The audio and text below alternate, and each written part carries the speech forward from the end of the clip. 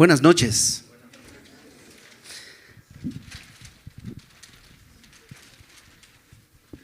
Hace muchos años vine un par de veces porque daba clases en el Instituto Bíblico aquí arriba y todavía estaba todo como en una especie de obra negra arriba y acá estaban todavía haciendo arreglos y no había podido regresar y quedó todo muy bonito. Y pues qué bonito, la verdad está.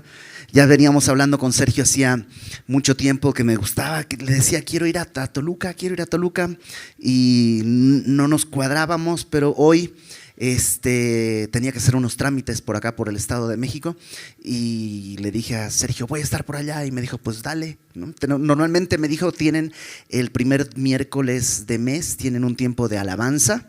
Me dice, pero pues lo pasamos para después y tenemos un tiempo con la palabra y es un privilegio para mí estar aquí junto con mi familia, así que vamos a hacer lo que tenemos que hacer, que es abrir la palabra y pedirle al Señor que sea Él quien nos hable. Así que si tienes tu Biblia, ábrela en Mateo capítulo 22 y como siempre vamos a orar y vamos a pedirle a nuestro Señor que sea Él quien nos hable a través de su palabra y con su Espíritu Santo. Así que inclina tu rostro conmigo, vamos a orar. Señor, gracias porque tenemos este día el privilegio de presentarnos delante de ti. Y lo hacemos, Señor, nos presentamos con un corazón deseoso de escucharte. Queremos ser transformados, Señor, y sabemos, entendemos y creemos que tu palabra puede hacer esta obra en nosotros. Haz con nosotros según tu propósito, en el nombre de Jesús. Amén. Mateo capítulo 22, ya estamos en lo que sería la última semana de nuestro Señor Jesús en su ministerio terrenal antes de la cruz. Y en esta semana hay un momento en el que están examinándolo. Así como en la Pascua el cordero tenía que ser examinado para que en verdad no tenga ningún defecto. Acuérdate que el sacrificio que se le presentaba a Dios en la Pascua era un cordero sin mancha. Y tenían que examinarlo los sacerdotes para que en verdad no sea un sacrificio sin mancha. Porque uno podría pensar, bueno, pues este cordero está medio enfermo, ese como no lo voy a poder vender, no lo podemos comer, ese preséntalo en el sacrificio, pero sería darle a Dios como las sobras, ¿no? Entonces se examinaba el cordero para que sea un cordero verdaderamente sin mancha, un cordero apto para el sacrificio. De esa misma forma, Cristo es el Cordero de Dios que vino para pagar por nuestros pecados y en esta última semana los sacerdotes y los líderes religiosos lo están examinando.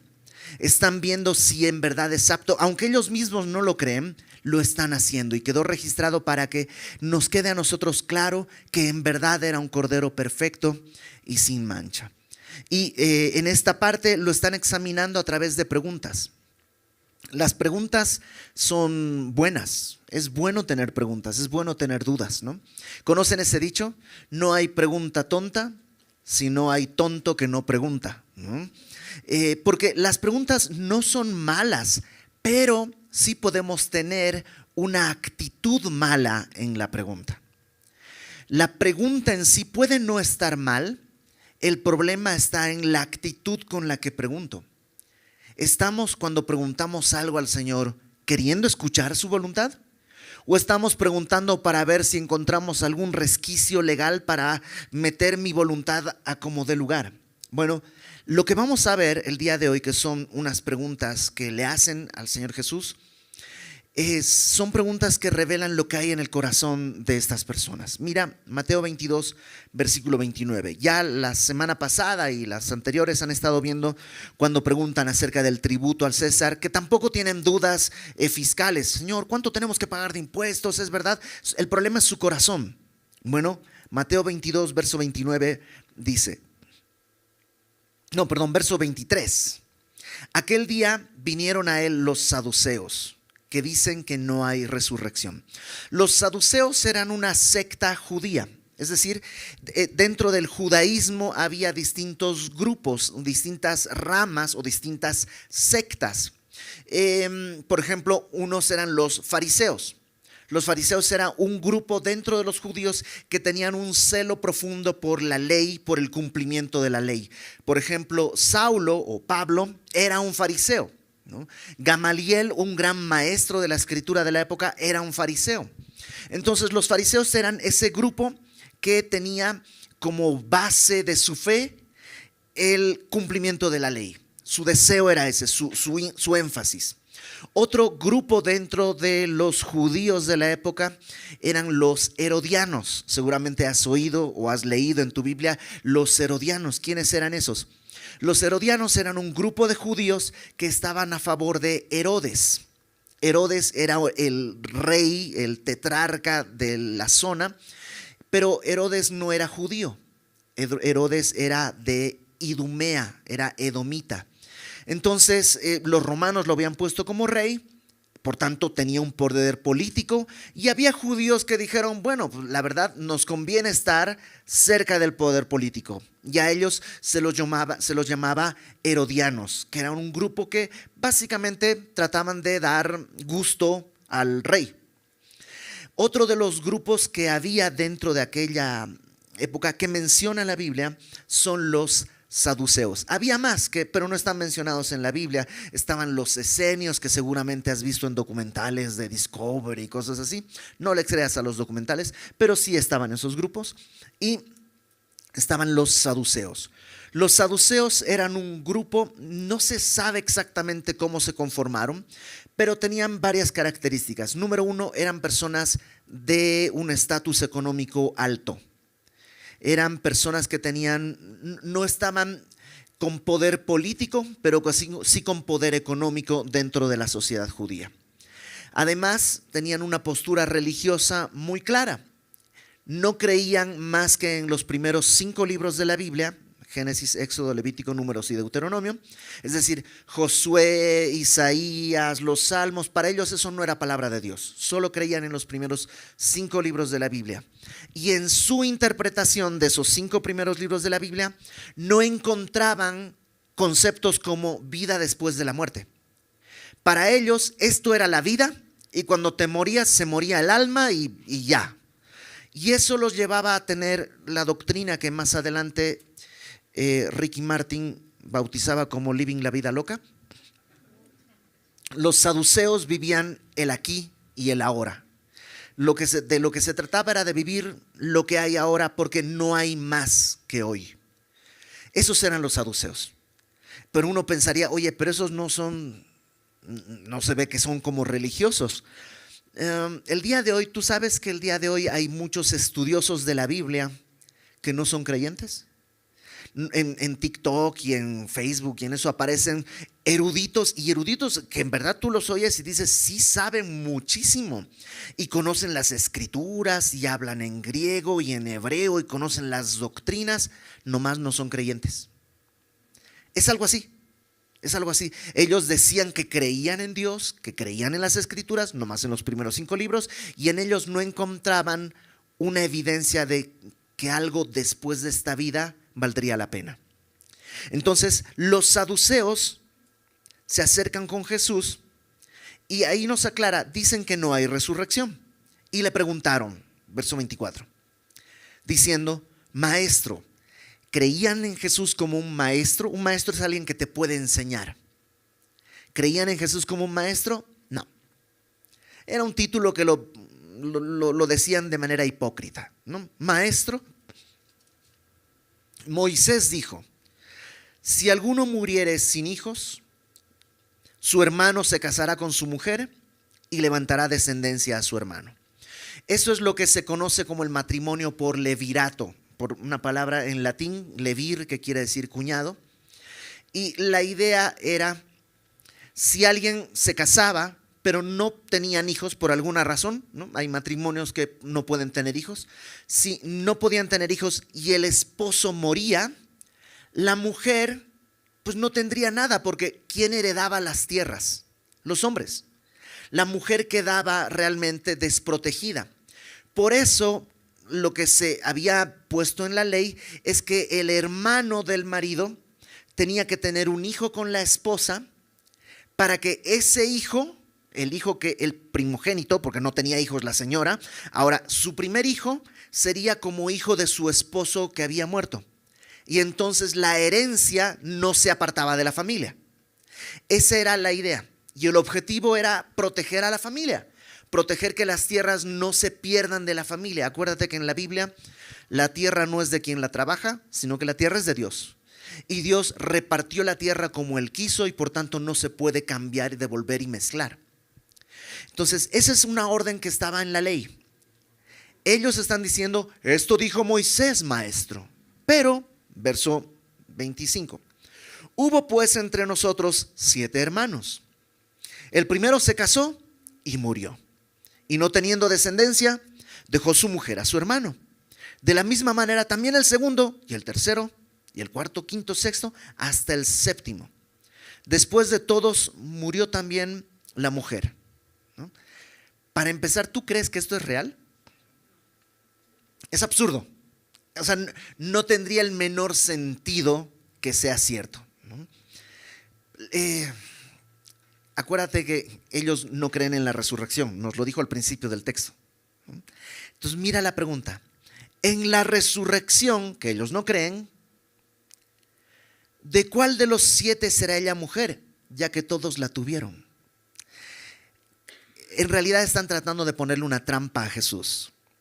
Dice Spurgeon, el príncipe de los pastores, se le llama Spurgeon, decía, probablemente esta pregunta se le hacían a todo aquel con el que discutían para ver si con esto los humillaban.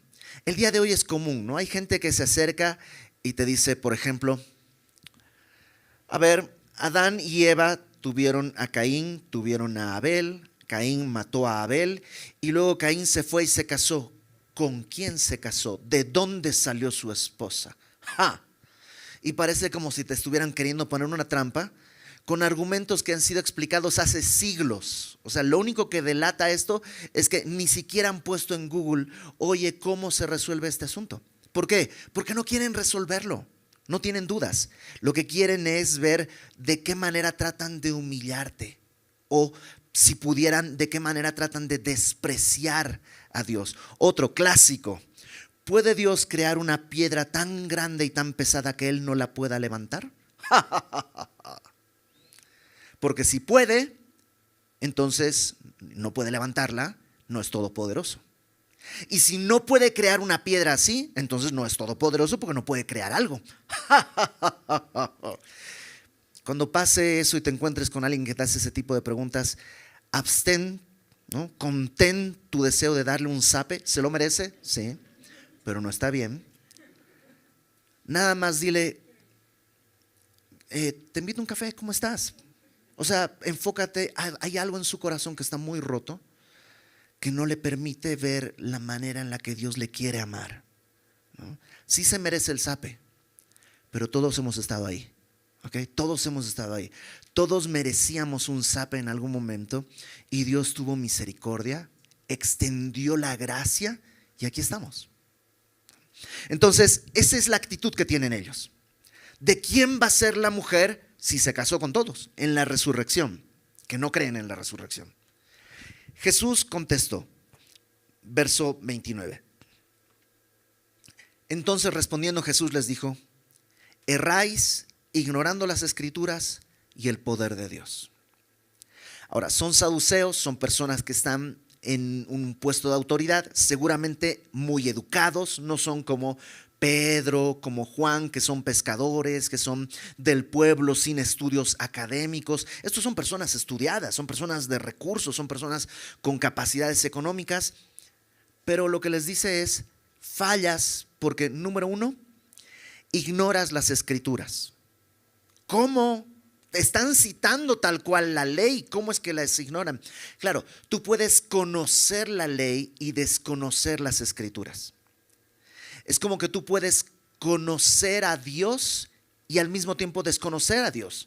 Conoces todo de Él. El mejor ejemplo que se me puede ocurrir es, por ejemplo, los fans de alguien, ¿no? Te puedes saber todas sus letras, las letras de sus canciones, su biografía, dónde nació, cuál es su helado favorito, su color favorito. Dicen que duerme en una cámara de oxígeno. ¿Te acuerdas de Michael Jackson y toda la cosa? Bueno, puedes tener todo memorizado, pero a él no lo conoces. Y hay gente que puede hacer eso.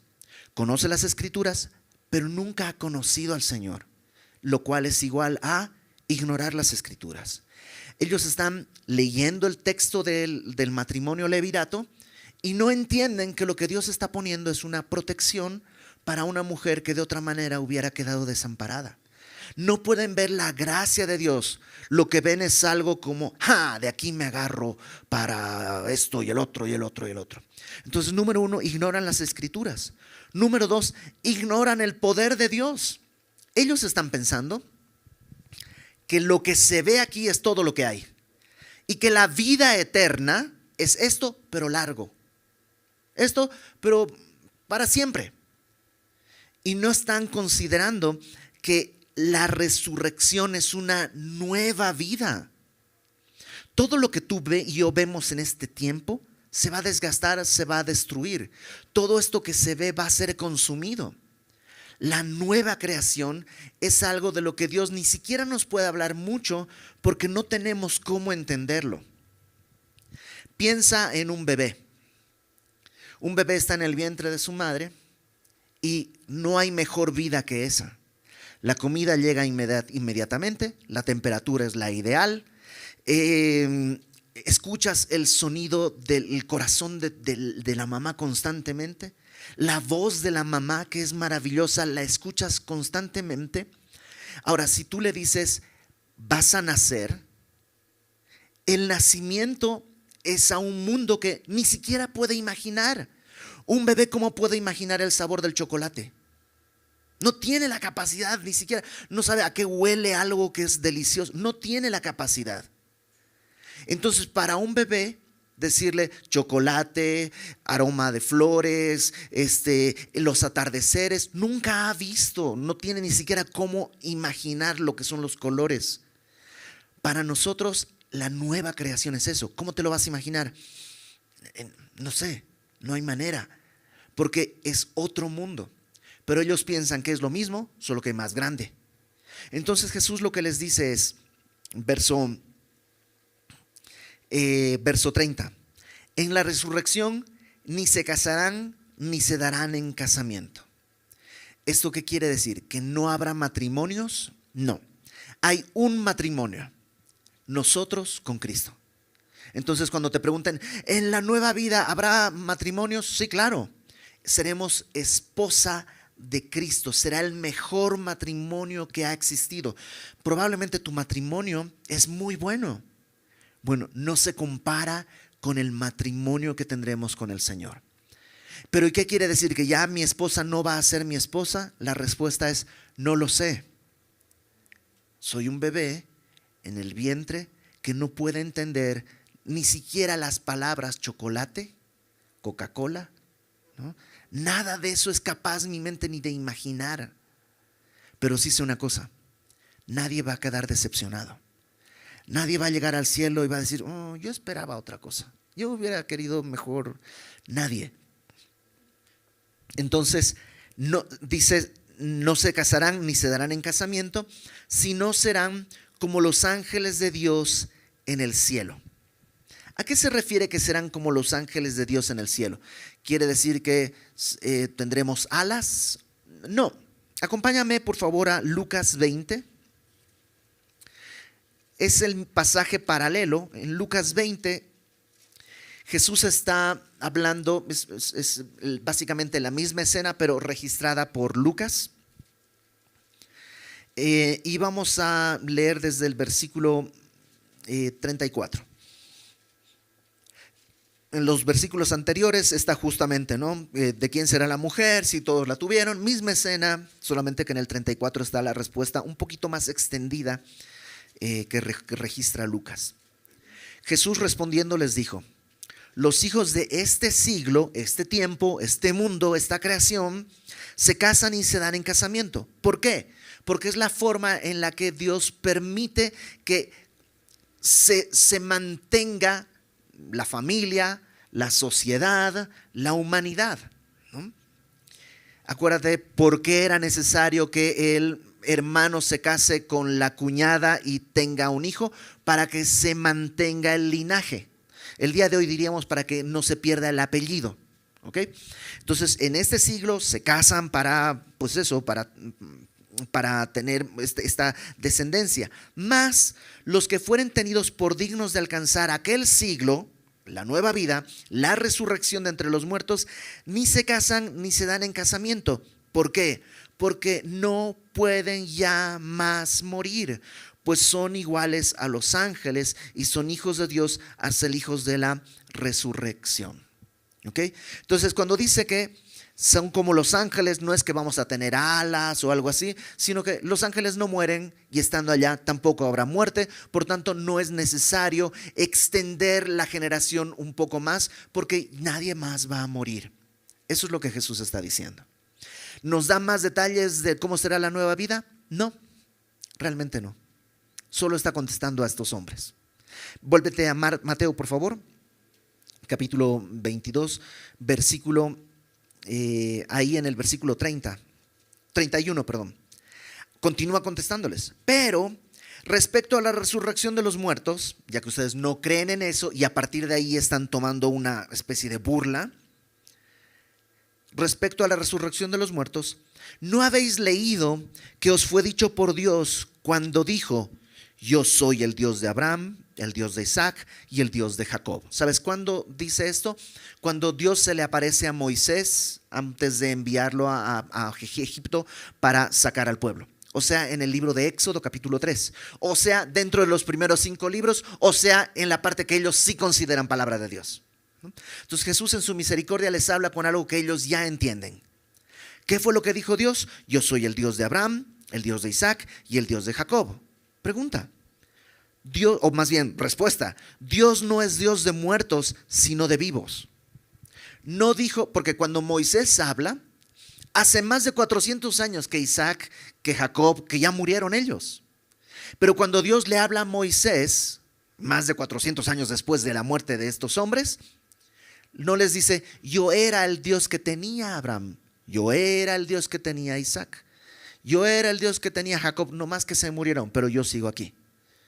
Lo que hace es hablar como si estuvieran vivos. Yo soy el Dios de Isaac, yo soy el Dios de Abraham, pero ya se murieron. Dios no es Dios de muertos, Dios es Dios de vivos. Dios es Dios de vivos, no de muertos. Oyendo esto, la gente se admiraba de su doctrina. Y los saduceos, ok, si hubieran venido con un corazón honesto, probablemente hubieran dicho: ¿y entonces qué hay en la vida más allá? ¿Cómo es? ¿Y qué tengo que hacer? Pero es que no están teniendo dudas honestas. Vamos a ver la siguiente pregunta, verso 34. Entonces, los fariseos eran este grupo que tenían un celo por la ley, serían el día de hoy los intelectuales de las escrituras, ¿no? Gente que lee mucho, que cree mucho, pero el problema de los fariseos es que habían enfocado sus ojos tanto en las escrituras que se habían olvidado de mirar al Dios de las escrituras. Es como si yo te dijera: mira este espejo, tiene unos engastes de oro y una pedrería, es una cosa hermosa, y tú ves el espejo y dices: ay, qué hermoso, estoy embelesado conmigo mismo. No, espérate, no estás mirando lo valioso, los diamantes, el oro, estás mirando lo que se ve, lo que se refleja, y ese eres tú nomás. Y eso les pasó a ellos. No pudieron ver lo valioso de las escrituras, y por eso cuando Cristo aparece no lo reconocen, porque para ellos ya habían cambiado su enfoque. Entonces los fariseos, oyendo que había hecho callar a los saduceos, se juntaron a una, y uno de ellos, intérprete de la ley, es decir, una especie de erudito, preguntó, y fíjate que dice: por tentarle, no por saber. Nuevamente hay un problema de actitud, diciendo: maestro, otra vez, Le dicen maestro, pero no creen capaces de que este no me va a enseñar nada. Maestro. ¿Cuál es el gran mandamiento en la ley? Ellos conocían los mandamientos. Algunos han contado que son más de 613 mandamientos que hay en las escrituras. Algunos son mandamientos positivos. Los fariseos tenían sus códigos, mandamientos positivos, o sea, haz, mandamientos negativos, o sea, no hagas. Había mandamientos de esto, del otro, y tenían todo un sistema de qué hacer y qué no hacer. Entonces, como eso es lo que ellos saben, le preguntan a Jesús: a ver, Jesús, entre 600 y cacho que hay, ¿cuál es el gran mandamiento en la ley? Si yo fuera Cristo, decía: un rayo te va a partir en la cabeza. Listo, ya. Pero Jesús en su misericordia contesta. Jesús dice: amarás al Señor tu Dios con todo tu corazón y con toda tu alma y con toda tu mente. Ellos no están amando al Señor. Conocen la ley, conocen el mandamiento, pero no lo están obedeciendo. Aman lo que ellos sienten en decir que aman al Señor. Yo cumplo el Shabbat, yo cumplo la ley. Sería como el día de hoy, tú dijeras: yo leo mi Biblia, yo voy los domingos, voy los miércoles, tengo discipulado, hago todo lo que tengo que hacer. ¿Ok? ¿Será eso el cumplimiento de lo que Dios pide? No, porque nos lo explica un poco más adelante. Verso 37. Amarás al Señor tu Dios con todo tu corazón, con toda tu alma y con toda tu mente. Este es el primero y grande mandamiento. El segundo es semejante: amarás a tu prójimo como a ti mismo. Y no solo en este texto, sino en muchos textos en toda la Biblia se nos avisa que el amor que tengo por Dios no es visible, sino se manifiesta en el amor a mi prójimo. De hecho, Jesús, cuando narra esto en Lucas, lo pega a la parábola iba a decir el hijo pródigo, pero no es el hijo pródigo, del buen samaritano. Porque el fariseo le dice: pero para saber quién es mi prójimo al que tengo que amar, ni quién podrá ser mi prójimo. Y Jesús lo que hace, les cuenta: mira, había un hombre samaritano, es decir, enemigo de los judíos, que que vio a un judío tirado en el piso y él lo levantó y lo cuidó. Aunque ya había pasado por ahí un sacerdote, un levita, muchos que deberían haberlo ayudado, no, el samaritano lo ayudó. ¿Por qué? Porque es su prójimo. ¿Sabes quién es tu prójimo? El que está próximo, el que está a tu lado. No importa si es samaritano o judío, no importa, permítame decirlo aquí, si tú le vas a un partido político verde y este le va al azul, o verde, o morado, o cualquier color, no importa eso. Tu prójimo es simplemente aquel a quien puedes extender tu mano y ayudarle. ¿Por qué? Porque tiene una necesidad. Estas dos cosas no se pueden dividir. De hecho, Juan en su carta dice: ¿cómo puedes decir que amas a Dios a quien no ves si no amas a tu prójimo a quien sí ves? No es posible disociar esto. Y ellos, los fariseos, están tratando de entrampar a Jesús en vez de aprender de Jesús. Esta es una gran lección, pero ni siquiera pueden oírla porque su deseo es ver cómo se libran de este estorbo. Jesús era un estorbo. Los fariseos eran muy rigurosos en cuanto a la ley. Y Jesús sanaba en sábado. Y ellos decían: eso está prohibido. Y Jesús tenía discípulos que comían sin lavarse las manos, que no es una cuestión de higiene, sino había un ritual que hacían para comer. Y entonces los fariseos están como: ay, es que es incómodo, me estorba en mi religión. Los saduceos, Jesús habla de que va a resucitar, me estorba en mi religión. Pero nadie aprende de él. Entonces Jesús lo que les dice es: este es el primero y grande mandamiento, verso 39. El segundo es semejante: amarás a tu prójimo como a ti mismo. De estos dos mandamientos dependen toda la ley y los profetas.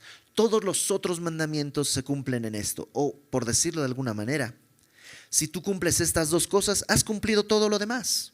No matarás. Bueno, si amas a tu prójimo, difícilmente lo vas a matar. ¿No es verdad? No cometerás adulterio. Bueno, si amas a tu prójimo, difícilmente vas a cometer adulterio. Si no mentirás, no dirás falso testimonio. Bueno, si amas a tu prójimo, no vas a mentir, no vas a dar falso testimonio. ¿Te das cuenta? Podrías tratar de enfocarte en hacer toda la ley o en cumplir estas dos cosas. Es un buen resumen. Ama a tu prójimo y ama a Dios. ¿Sabes cuál es el problema? No podemos ni con estas dos. Siempre intento amar a mi prójimo, pero hace todo lo posible porque sea más difícil. Cada vez más difícil y más difícil y más difícil. Claro, es tan difícil que Cristo tiene que venir a pagar por mis pecados para darme libertad, y estando Él en mí, Él puede hacer esa obra. Pero estos fariseos y saduceos no lo pueden oír. ¿Te das cuenta? Cómo la libertad de poder amar a mi prójimo está cerrada porque no quieren ver más allá de su propio sistema religioso. Es como alguna vez sucedió, no aquí, esta es una iglesia muy bonita, muy bien portada, en otra iglesia llega una señorita con tatuajes, piercings, minifalda muy corta, un escote muy pronunciado, y hay gente que dice, ay, mira esta señora, ay, y así viene a la iglesia, qué barbaridad, no puedo creerlo, ay, es que esta gente es la nueva generación. Oye, ¿y no te parecería que aquí es el mejor lugar donde va a aprender que hay una dignidad que Dios le ha dado, que hay un amor que Dios le quiere entregar, que no tiene por qué estar exhibiendo su cuerpo como si fuera un trofeo, porque Dios la ha amado tal y como es? O sea, ¿qué prefieres, que esté aquí o que esté en la calle? Pero a veces mi propia religiosidad estorba lo que Dios puede hacer. Verso 41. Jesús ha aguantado y ha bateado todas las bolas que le han tirado, ¿no? De derecha, de izquierda, curvas. Ha bateado todas las preguntas capciosas que le hicieron. Ahora Jesús va a hacerles una pregunta. Estando juntos los fariseos, Jesús les preguntó, diciendo, ¿qué pensáis del Cristo? El Cristo, la palabra Cristo literalmente es Mesías, ungido, ¿no? Y para nosotros es como más o menos entendible. Incluso Jesucristo es la unión de Jesús, Cristo, Jesús el Mesías.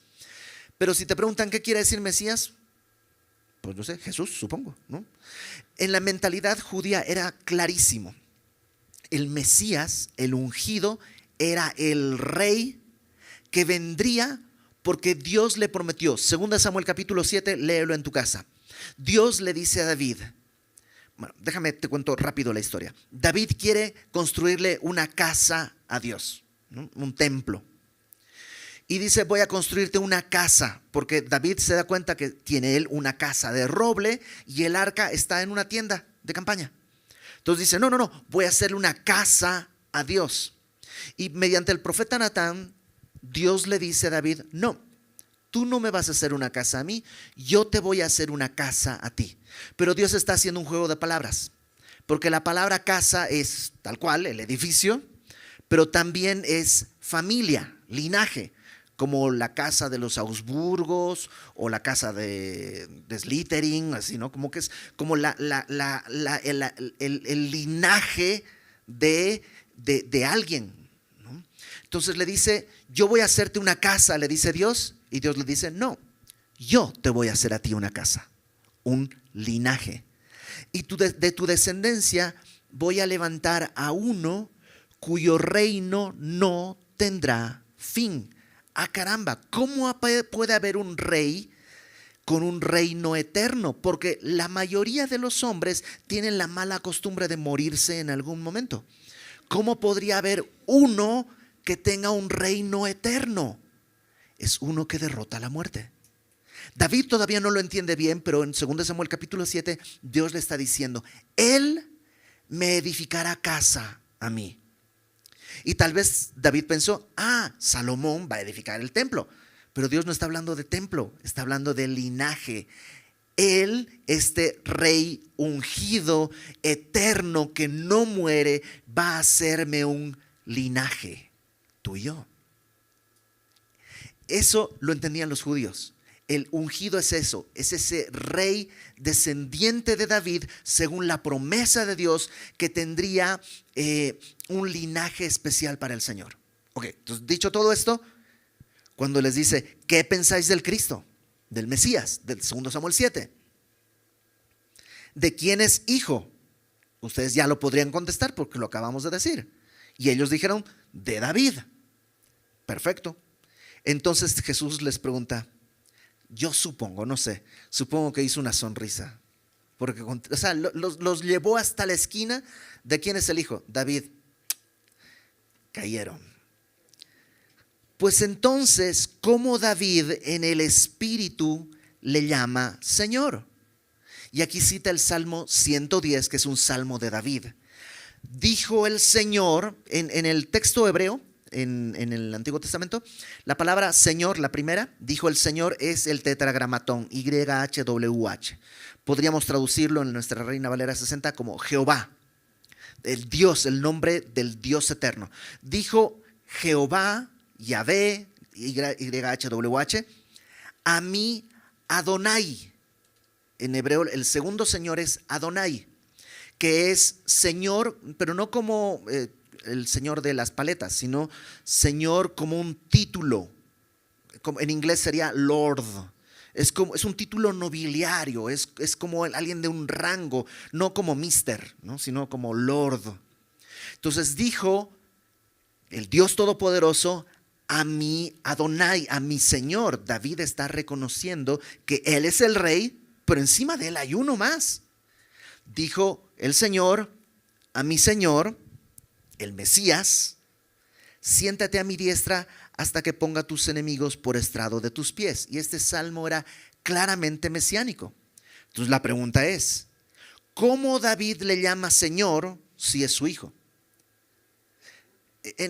Que no sé si aquí sería, pero yo soy de Bolivia y en mi pueblo hace algunas generaciones los hijos le hablaban de usted al papá, ¿no?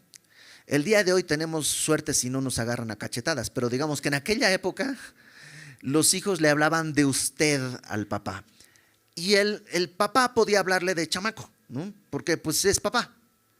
Y un poco era en esa época lo mismo. ¿Cómo David le va a decir Señor, Lord, a su hijo? No tiene sentido. Pero está diciendo David, el Señor Dios le dijo a mi Señor, el Mesías. ¿Cómo puede ser Señor si es su hijo?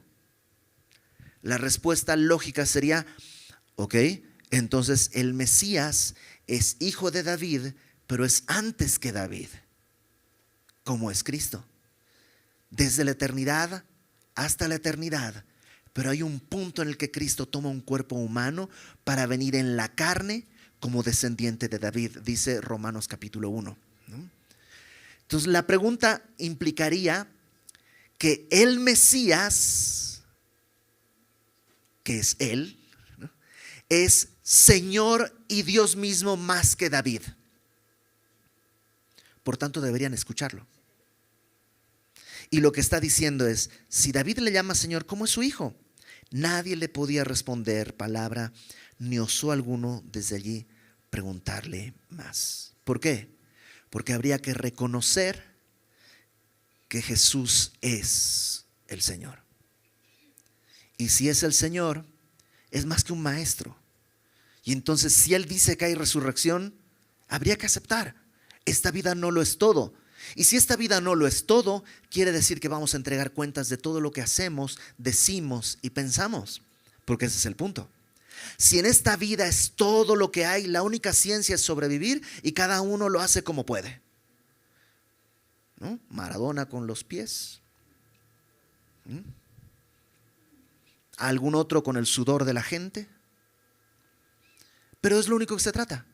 Ahora, si hay resurrección, quiere decir que vamos a dar cuentas de nuestra vida, porque hay un creador, hay alguien que va a decir ¿dónde estabas? Entonces implicaría renunciar a todo lo que yo estoy creyendo, y eso no están dispuestos a hacerlo. Los fariseos tendrían que admitir que no es posible amar a Dios y enorgullecerse sino tendrías que amar a Dios y amar a tu prójimo. Y no están dispuestos a hacerlo. Entonces las preguntas no son un problema. El problema es la actitud con la que preguntamos. Y cuando preguntamos, el Señor está dispuesto a contestarnos. La cosa es si tú estás dispuesto a escuchar. Porque día a día tú y yo tenemos muchas dudas. No sabemos qué va a pasar mañana. No sabemos si va a haber contingencia o no. No sabemos si va a llover o no. No sabemos si va a temblar o no. No sabemos si voy a tener trabajo. Hay muchas cosas que no sabemos. Y Dios quiere contestar. ¿Pero estás dispuesto a escuchar? Hay una sabiduría enorme que Dios tiene. Y Santiago dice, si alguno tiene falta de sabiduría, pídala a Dios, el cual da a todos abundantemente y sin reproche. Nunca te va a decir, otra vez, a cada rato vienes a pedir sabiduría. ¿Hasta cuándo? Ya deberías aprender. Jamás. Dios no te va a decir eso. Él da abundantemente y sin reproche y le será dada. Pero pida con fe, dispuesto a escuchar, no dudando nada. Porque el que duda es semejante a la onda del mar que es echada de una parte a otra. El que hace así, dice, no piense que recibirá cosa alguna del Señor. El hombre inconstante, así, de doble ánimo, es inconstante en todos sus caminos. Entonces yo sé, tenemos muchas dudas, gloria a Dios. Gloria a Dios que tenemos quien nos las resuelva. Vamos a Él con humillación, en humildad, dispuestos a escuchar. Muchas veces Dios te va a decir, tienes razón, estás pensando bien. Otras veces te va a decir, estás equivocado.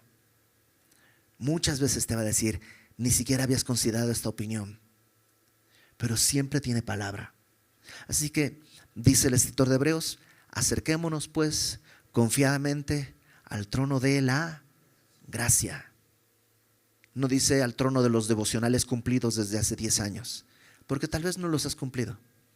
Al trono de las horas de oración, porque tal vez no tienes horas de oración, sino es el trono de la gracia. Acerquémonos confiadamente al trono de la gracia para hallar gracia y alcanzar misericordia para el oportuno socorro. No lo rechaces, Él no te está rechazando. Vamos a orar. Señor, hoy recordamos qué tan frágiles somos y cuánta arrogancia puede haber en nosotros que creemos saber. Perdónanos, Señor, y permítenos a partir del día de hoy venir en humildad delante de ti. Queremos escucharte, no enseñarte. ¿Cómo podríamos enseñarte?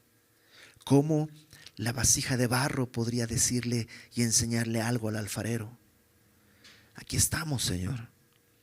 Ten misericordia de nosotros, de nuestro corazón necio, y ayúdanos a recibir de ti lo que tú tengas para nosotros. Sabemos que tu voluntad es buena, es perfecta y es agradable.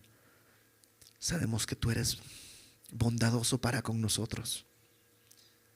Que tu Espíritu Santo nos dirija hacia ti, que tú hagas tu obra en nosotros y que en esta gran bendición de tenerte como nuestro Señor podamos glorificar tu nombre.